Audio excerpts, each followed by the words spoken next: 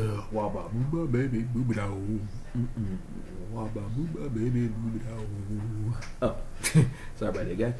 Oh, welcome back to another exciting episode of Insane Disappearances. But this is an Insane Disappearances that's not going to be like the usual because it is Christmas officially. It is now 1:31 a.m. So that means it is Christmas time, and then so I'm just getting in a little video. I just wanted to get on here and I wanted to wish all my fans that I love very much a very, very, very, very, very, very, very Merry Christmas and a Happy New Year. And I hope that your New Year will be bright with new challenges coming your way that you are actually looking forward to being a part of. I know I am, because just to let you guys know, I got my copyright for my novel, ha ha ha. So I am just excited. I can't wait to really get started and get my novel out there. So when it does, I want you guys to help a brother out and buy it. It's gonna be a very good, I put a lot of my heart and soul into it, some of my own experiences. Of course I had to flip the script a little bit because of the character base, and added some of my own emotion and sadness to the mix in some of the chapters. So it is going to be a very good read. It's going to be very up to date and very realistic. It's going to pull you into the story. I hope. That's because an author that I truly admire, who passed away a couple of years ago from breast cancer, she inspired me to do the same thing. So I did, and lo and behold, some of the people that I let read it actually enjoyed it, so I was very happy about that. And the publisher that I let, I had sent him my work, and the other people in the office, they loved it. We're talking about 244 pages. It's now like 277 pages because I had some more ideas for the book. Your typical novel is about at least 300 pages, so I'm trying to make sure I don't go too far ahead. Oh, by the way, this is my Mayfield eggnog. I love this stuff. Love it, love it, love it. It's just a splash of nutmeg, no rum. Anyway, guys, I was not really planning to do a video today as far as some of the cases that I have gotten into, looked into. And I got a couple of them lined up, which is one that I really want to get into. Let me see. I was really going to just, say happy, Merry Christmas. And I will see you guys in the new year or before the new year, because Christmas is just one day. So, but I figure I can get one in, for the holiday. It won't be a Christmas holiday, but I will be talking about some people who have actually turned up missing before Christmas. I mean, think about it. You turn up missing before Christmas or on Christmas Day. Now, of course, these stories are from, like, say, last year. One story was from 2016, and the one I had previously read said that they went missing, I think, on Christmas Eve. So that was yesterday. Okay, so it's a pretty crazy situation with these people, especially this guy that I'm gonna get into in a few minutes. But I wanted to go back just to see what exactly was that, because I wouldn't mind looking into some information about the other people, the ones that that disappeared on New Year's Eve. It was a young man who, of course, went hiking in a certain area, near where he lived, and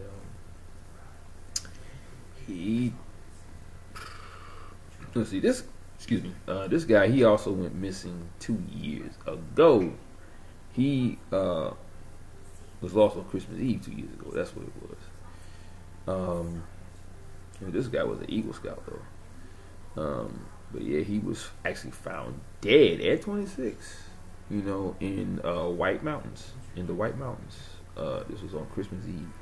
It was a Christmas Eve hike. So I'm trying to see if this guy is like a new. It's obviously a new case, but I just want to make sure it's not an old case because it doesn't state the year of when he was found missing. I mean, when he turned up missing. Oh, great. Let me see. Facebook. Get fast forward from the globe. Forget yesterday's news. Today. No, thank you. I'm not trying to do all that, but it won't let me do anything. Oh boy. Shoot. Hold on. I'm gonna have to go into my Facebook page in order to just get this. Oh, wait. Oh, I didn't see this. Hold on. Let me see if that will cancel it. I hope it will. I don't need all that. Oh, there we go. Okay. I didn't want to have to be subscribing to something I didn't want to subscribe to. Okay, this one is actually a short story from the looks of it. Everything else is just a bunch of ads. Okay, now this one I really want to get into this one because this is a Christmas. This is a Christmas case right here. So you know, add a little fright to your Christmas. No, that's not good.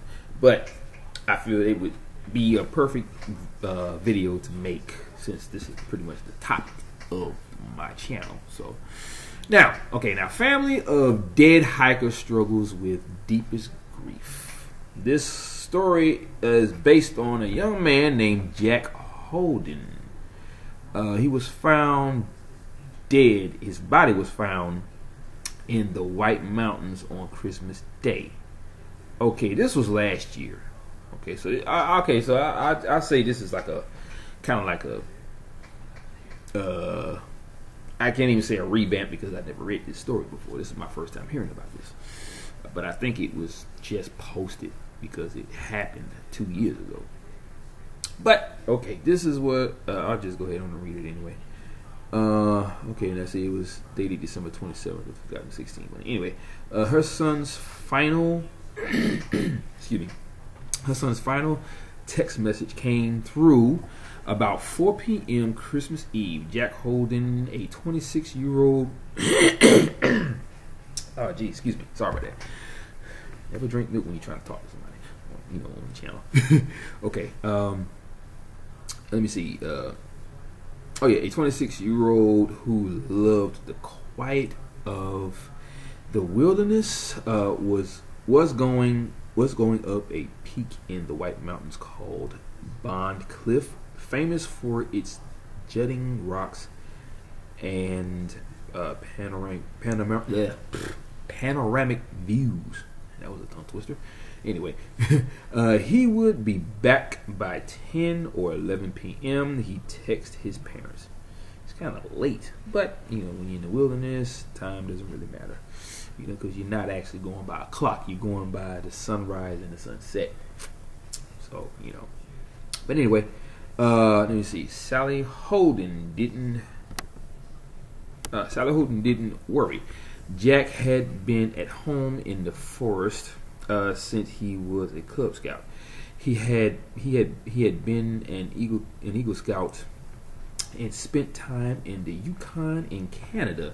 On Saturday, he had a pack full of gear, including a located beacon he could activate if he got in trouble. Very good, very good, very good. On Christmas, his family planned a big brunch and dinner. But Jack Holden never came back to his parents' house in Jefferson.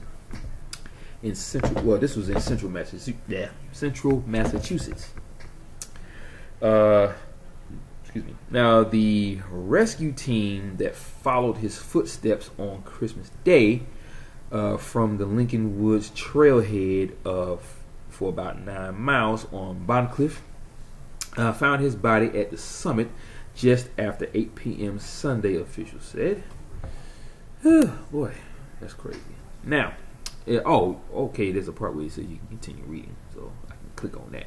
Now, his jacket was unzipped and upside down. That makes no sense. Now, as if hypothermia had beset him, leaving him confused.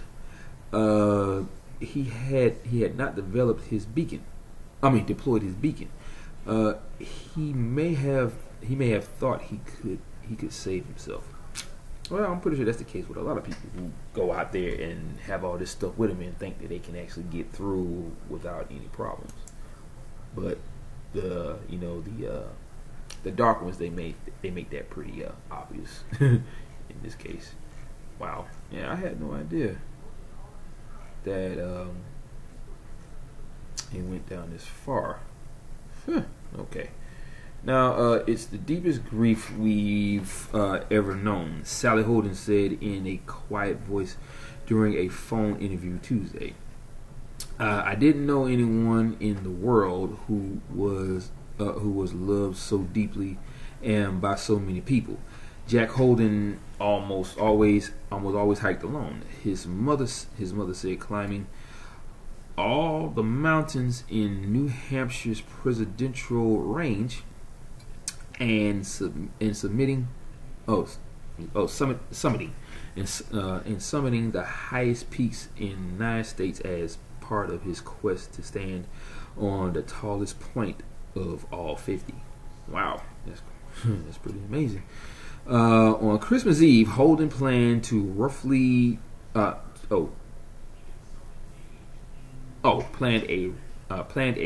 22-mile hike, hitting the peaks of Bondcliff, Mount Bond, and West Bond, before heading back, according to New Hampshire Fish and Game Lieutenant James Nealand. Okay. Let's see. Now it says here, the temperature hovered around 30 to 35 degrees. Nealand said, and a 3 to 4 inches of wet snow fell, turning the drizzly rain as the afternoon wore on. Turning to drizzly rain as the afternoon wore on. But Holden had proper equipment: winter hiking pants, a headlamp, crampons, layers and layers of fleece, a puffy jacket, a shell jacket rescuers would later find he had put on upside down. Wow. Every time I hear that part, that just really gets my goat, because why would you put something like that upside down? I mean, maybe hypothermia did set in, maybe it didn't. Maybe there's something out there that was making him do things that had him disoriented. I don't know. It made him probably think that he was upside down, and he somehow thought the jacket was, I don't know, right side up. I have no idea. But obviously, because think about this. If the thing has sleeves, or if the sleeves are cut off and it just has the opening, and he didn't put his arms in those sleeves, maybe he did, but if it was upside down, the sleeves would be here at its sides, not up here where his shoulders are. So I'm just saying, something had his mind at a certain level where he thought he was fairly normal. You know, nothing crazy was going on. So he put the thing on, but he put it on upside down. How he was able to do that without putting his arms through sleeves, I'll never know. Or maybe it's one of those open things where it's like open from the top side to the bottom side. I don't know. But I'm, just grasping at straws, trying to give him the benefit of the doubt, even though he was found deceased. Okay. Let me see. When Holden sent his family the text message, he reported no problems. Nealon said though with spotty reception, it was not clear if the text had been sent earlier in the day and did not go through until 4 p.m. That's definitely a possibility, because I had a phone. It was a Kyocera.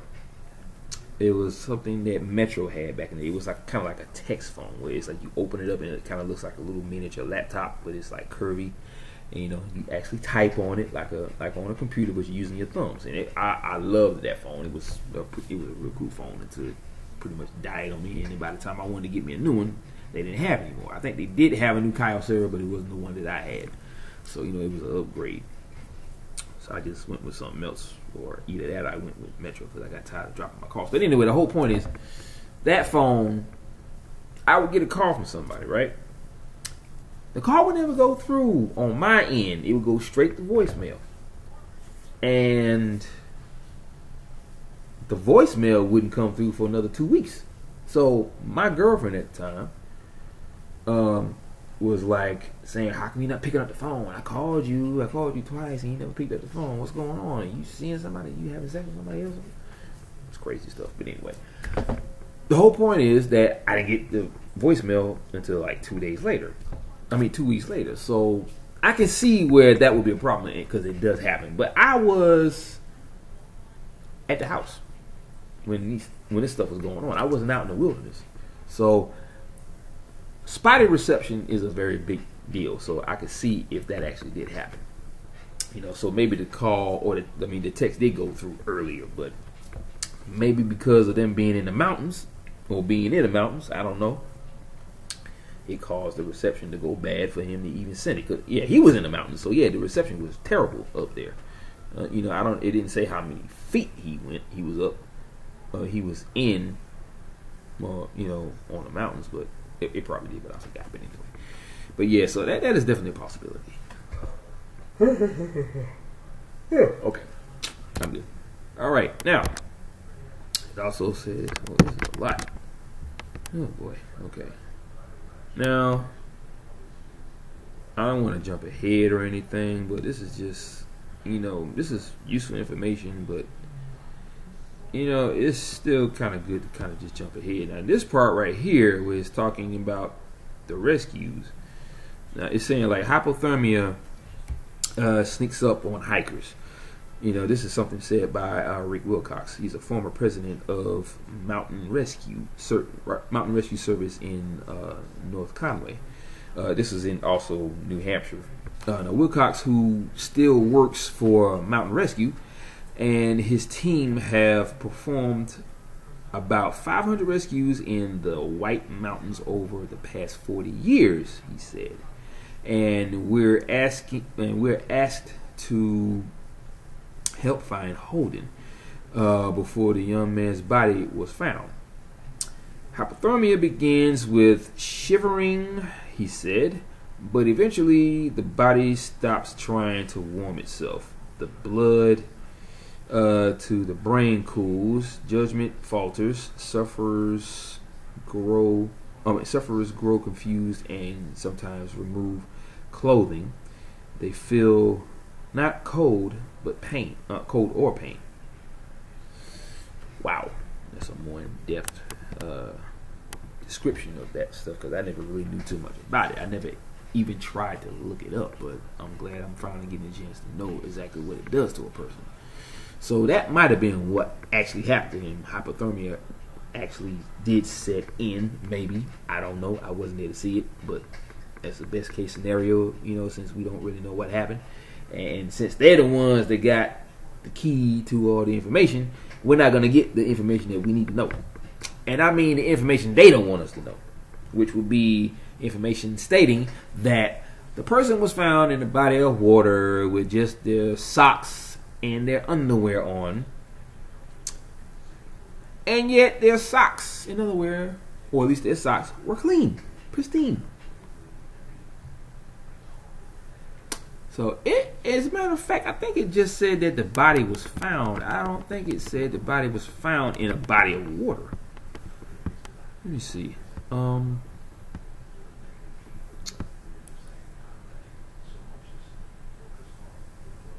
Let's see. Because it says right here. Well, it just says talks about his death. It doesn't say that it was found. It just said that it was found. He was found in the White Mountains on Christmas Day. It didn't say he was found. Because this. Okay, one of the cases that I was talking about said he accidentally drowned, but this isn't the case. He was just found in a mountain area, so he didn't drown. He was just found, dead. So. Yeah. But yeah, it's just going on about this information, stuff about him and everything. Talk about he wanted to become an elementary school teacher instead of a businessman. He was supposed to start at Fitchburg State University in February, but obviously that didn't happen. He loved his family's rescue dog. Oh, okay. So I guess they probably do volunteer work his father probably does volunteer work as a rescuer. Oh, okay, cool. I mean, if they got a rescue dog, obviously they do. Unless somebody in their family is crippled or blind, that could be another reason why they have a rescue dog, because that's what they call them. Well, no, actually they don't call them that. They don't call them rescue dogs. They call them something else. I forgot what they call them. I can't think right now. I've been working 7 days for 2 weeks straight, so I'm kind of tired. So I'm off tomorrow, today, so I ain't got to go to work. And then I'm off again Thursday and Friday, so I get a chance to get me more rest. Ha ha ha. Okay. But yeah, that's pretty much all that's really said. Everything else is just pretty much background information about who he was before he was found deceased in that mountain area. But there was some other information that they wanted to talk to you guys about, and this information is about a young man who was found in a body of water, but he was labeled as labeled as a person who accidentally drowned, which is something. Hey, hold up, wait a minute, because now it's saying death was a homicide. Oh, okay, homicide meaning somebody pushed him into the water. If this is the actual person. I've been looking at a lot of information, and one of them was about an accidental drowning, or they said it was an accidental drowning. But this isn't saying anything about an accidental drowning. Oh, yeah, yes it does, right here. It says right here in front of my face. Medical examiner Dakota James died. Oh, this is what the medical examiner said. Dakota James died of accidental drowning. Okay, so I'm gonna get right into this. This is a pretty short story because I think this just happened. Okay. Now it says right here at the top, TV documentary series aims to find out if Dakota James died. James's death was a homicide. And it says right here in the middle of the page, Pittsburgh KDKA. A new television documentary series is looking into the death of a DeQuest. I hate these weird names, man. I hate not being able to pronounce it. I don't want to say it wrong. But it says DeQuestney. Oh yeah, okay. DeQuestney University grad student. Okay, Dakota James, 23, was found dead in the Ohio River in March of 2017. So this is another old story of last year. He was last spotted in downtown Pittsburgh on January 25th. Officials say James's cause of death has been ruled as a drowning. Go figure. That's all they ever say is drowning, or accidental drowning, or hypothermia. But anyway, and the manner has been determined to be accidental. Whatever. Anyway, okay. Now, according to a press release, independent investigators, experts, and Dr. Cyril Witched. Okay. Or witch, I don't know. But anyway, have reviewed the files of the case. They believe they have uncovered enough evidence in the case to warrant the police to reinvestigate Dakota's death as a homicide, the release said. The show will premiere on a cable television network on January 19th. Okay, now let's backtrack here. People who are found in a body of water, according to the expertise of my mentor, David Politis, he says that most people who are found dead in a very mysterious manner are always found either in a body of water or near a body of water. And the body is bone dry, and they're just in their socks, in their underwear, or their socks, their pants, and no shirt, and their underwear. Well, they got the underwear on. But shoes are either never found or they're sitting on top of a log and they got their socks on, but the socks are never dirty. They're always pristine. So that means the person was carried there. How? I don't know, because there's never any tire tracks to indicate that that someone drove into the area and just dumped them in the water. There's no evidence of a person dumping him in the water, like maybe some hair follicles, or it could be something that was stuck to the bottom of their shoe and they stepped on it, and it may have the imprint of their shoe on it, and they could probably get the make of it, but they probably wouldn't be able to find out who the person was. But still, they have ways of finding these things out. So for them to be in the position that they're in, as far as them being found dead in a mysterious way, where the body is bone dry and all the other stuff that I mentioned before, there's not one human I know of that is labeled a serial killer on TV who has ever done something like that. Been so elaborate with their kill that they do crazy things to confuse us even more. It's because whoever this is, or whatever this is, they have the brain capacity of a human, but they have the body of a creature.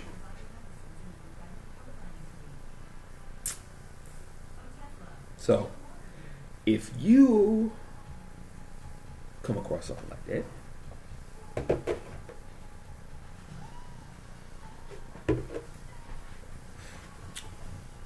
you're going to see some weird stuff. Person found like that, that raises a lot of questions. First of all, why was he half naked? Yeah, it could be hypothermia. But see, these creatures know this. They know about all the stuff that we know about. So they use that to their advantage. Okay?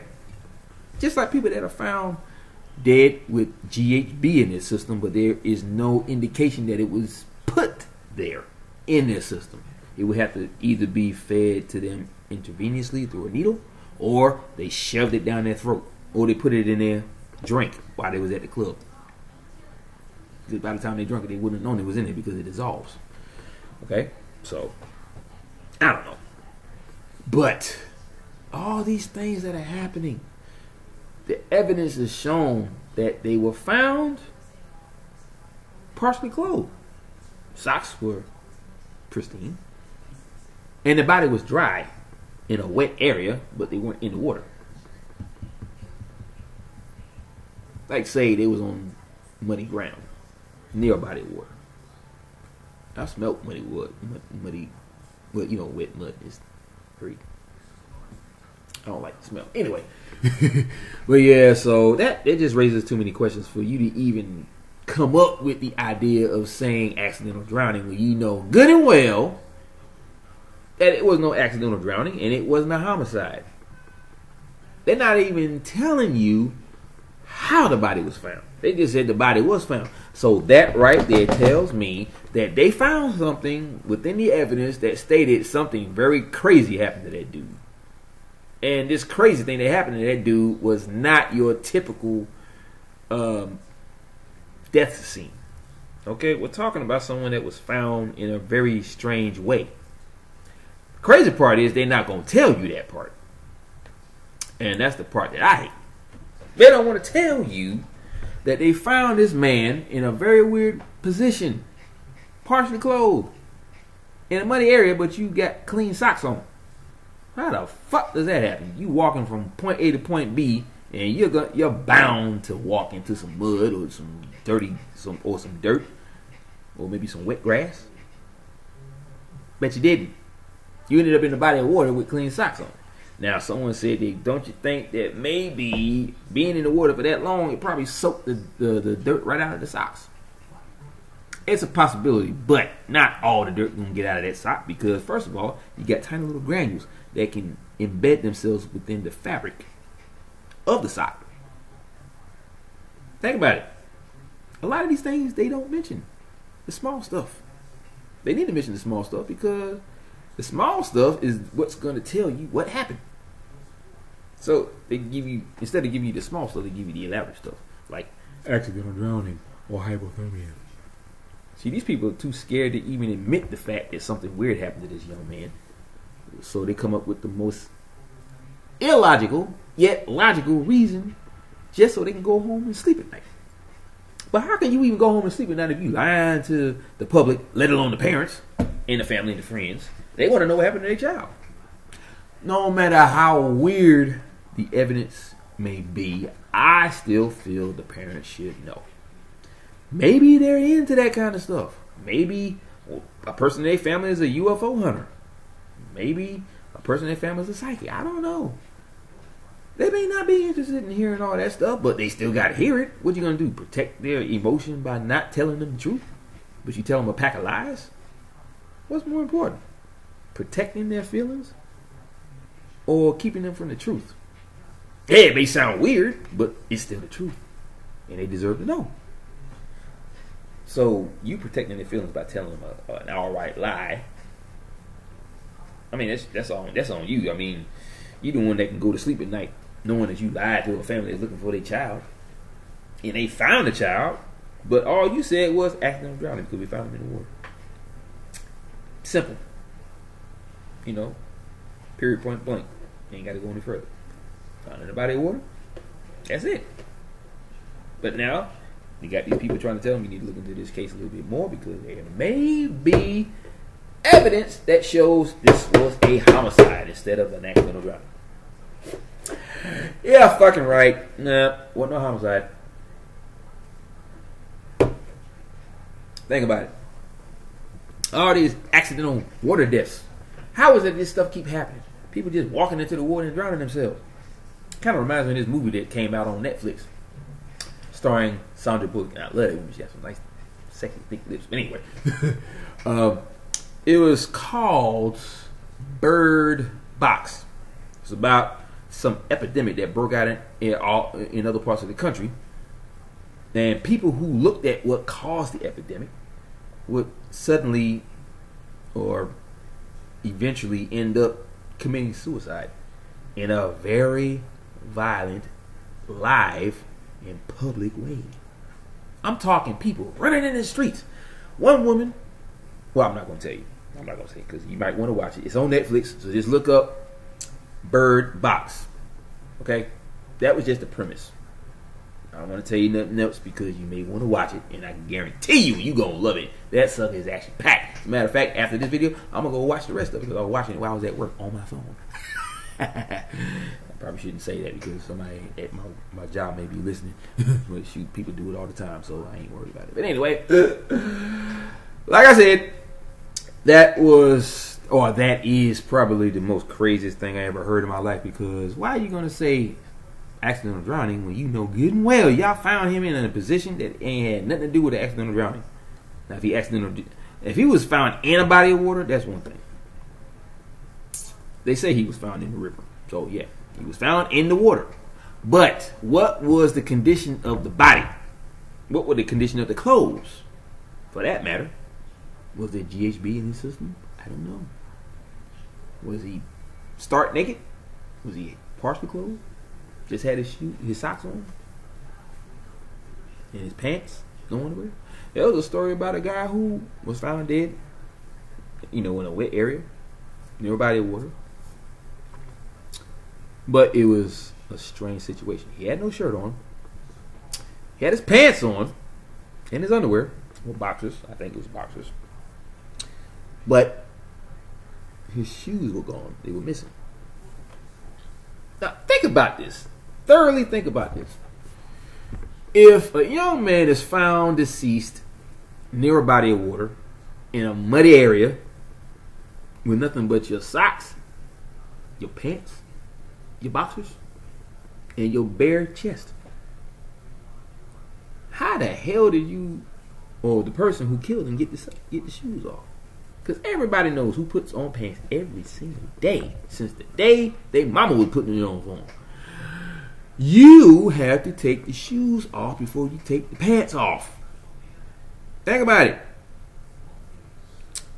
Why would he or another person take the time to untie the shoes individually? Take them off. Struggle with the pants. Unless he had on some baggy pants, you slide them right off his body and get rid of them. Or you take it with him. You probably wear them yourself. But they didn't say that. Okay? It just makes more sense. Something untied the shoes, took the shoes off, took the pants off. You know what? I'm trying to think. There was a part where the shoes were missing. So it wasn't so much that he took the pants off. 'Cause I think they said the person has socks on and they had pants or just the underwear. I think I know what it was. Oh, I know what it was. The person was in their shoes, their socks, and their boxers, and nothing else. Their skin was bare except for those three. Now, once again, like I said, let's think deep about this. In order to get those pants off, you had to untie the shoes individually. Pull them both off. Struggle with the pants to get them off his lower body. Unless they were baggy pants. Which I hope they were that way. It wouldn't take so much time. Because if he had on some fitted jeans or something that's semi-baggy, you're still going to struggle with that. You're going to have to pull back and walk backwards so you can get the pants all the way off. The person's already dead, so it ain't going to make a difference. But I'm just saying. You literally had to take the pants off to get the shoes off. And then put the shoes back on. Tie them up. Who the hell does that?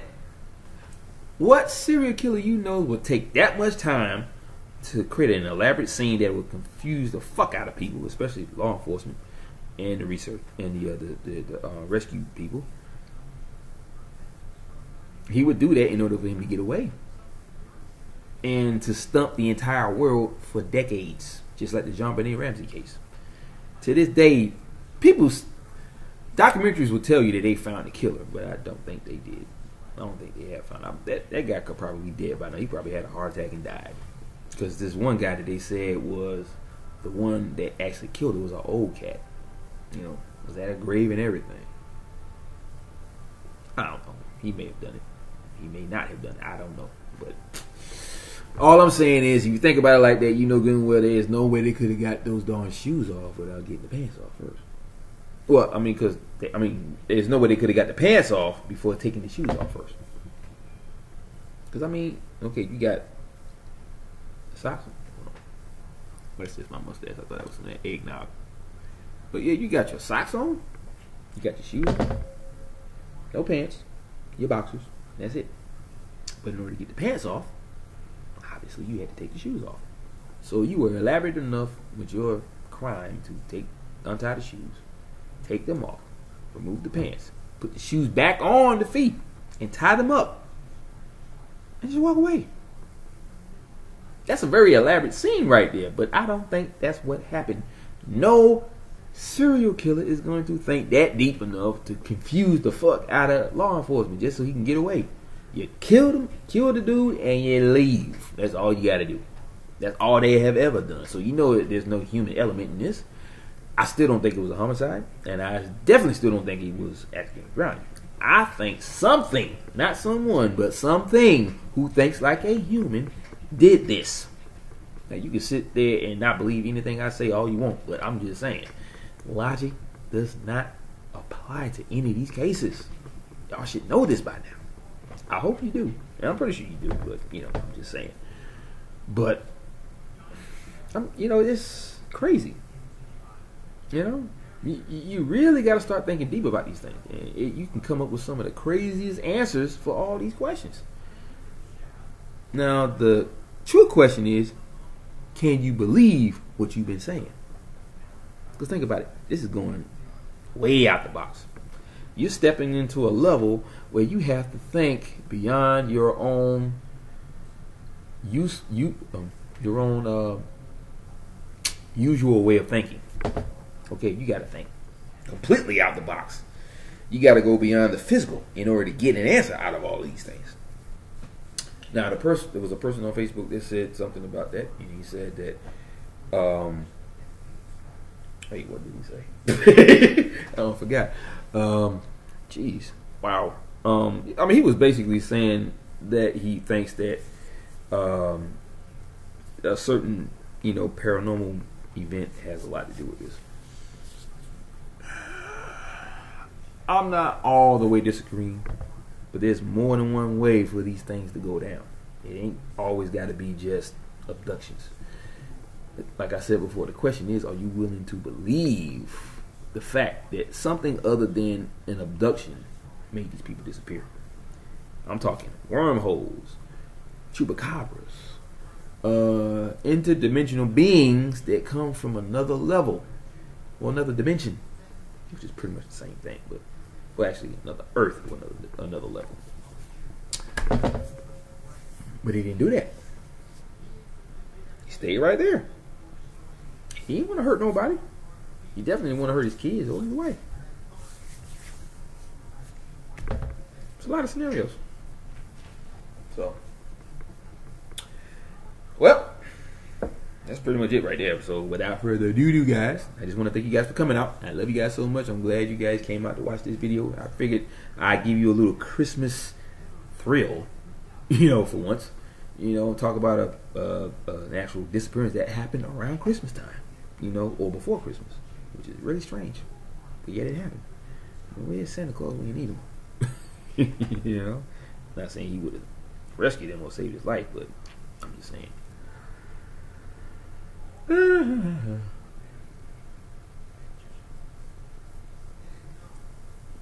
But yes, my friends, I just wanted to make a quick video for you guys so that you can get an idea. Well, not get an idea, but so you guys can enjoy my videos for the holiday. Give you a little Christmas thriller. I try to make these conversations fun because it centers around a very dark topic.